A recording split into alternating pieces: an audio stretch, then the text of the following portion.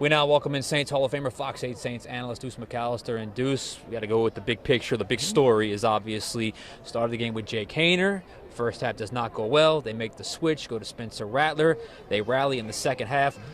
What did you see Rattler was able to do that Haener was not able to do in the first half? Well, it was really rhythm, and even the Saints, they tried to go, I don't want to call it no huddle, but they did go a little no huddle in the first half. And, for me, your first down production, you were behind the chains. And even on third down, it was third and a lot, too much. And so I didn't think Jake was seeing the field as well as he probably normally would or should. And, the inability to run the football, it's a lot of pressure. It's a lot of pressure on a young quarterback. And so they made a decision to switch over. Spencer comes in and, he really gave them, I don't want to call it a heartbeat, but he gave them life. He gave them life on offense. And, it's unfortunate that you come up a little short at the end, but he put you in a situation where you're even able to do that. Well, let's talk about that ending there because obviously they missed the field goal. So you got a short-ish type field, under 2 minutes left. But I felt like the pacing of that drive was, well, they ran the ball like 3 or 4 times in that final drive.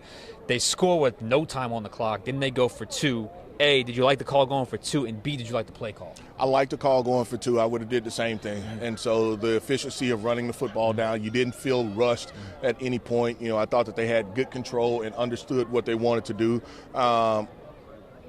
I am not a fan of the when you shorten the field because it's one side, and if you do it, I want some type of throwback action just because all of the eyes go to the half side field.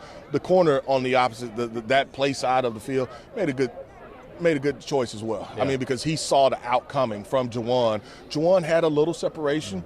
It would have been a tight catch. I think Juwan did get his hands on it. That ball probably was hot, coming at a high velocity. That's the guy that came open late was Kevin Austin. And so I don't want to even say it was late because the corner, as soon as he saw the out route coming, he let him go. And so, for Spencer, I don't know how many reps he's gotten to be able to see that right away. And so, it's a game of inches. Literally, it's a game of inches, and you just don't come up with it. But I was fine with the decision. I thought it was the right decision.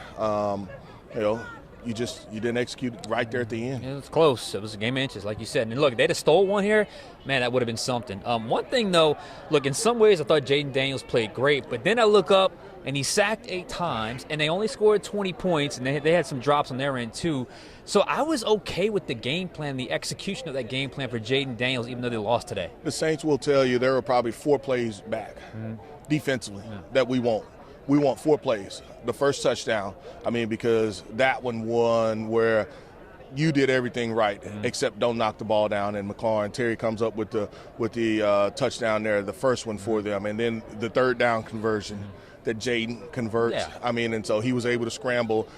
For the most part, you bottled him up where he was not able to scramble and pick up the 4th down, the 4th and 1. Saints are in position. He literally jumps over the pile.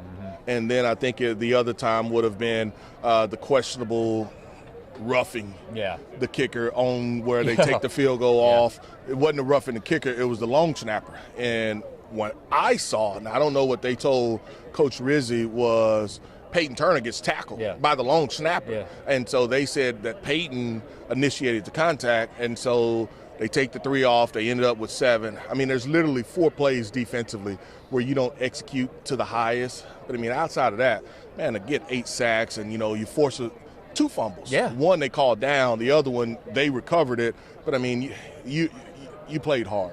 You just, some minor things that you need to fix. On the field goal situation, there were 2 question ones. One was the one before the end of the quarter. They kicked it, they missed it, then all of a sudden they get the other try.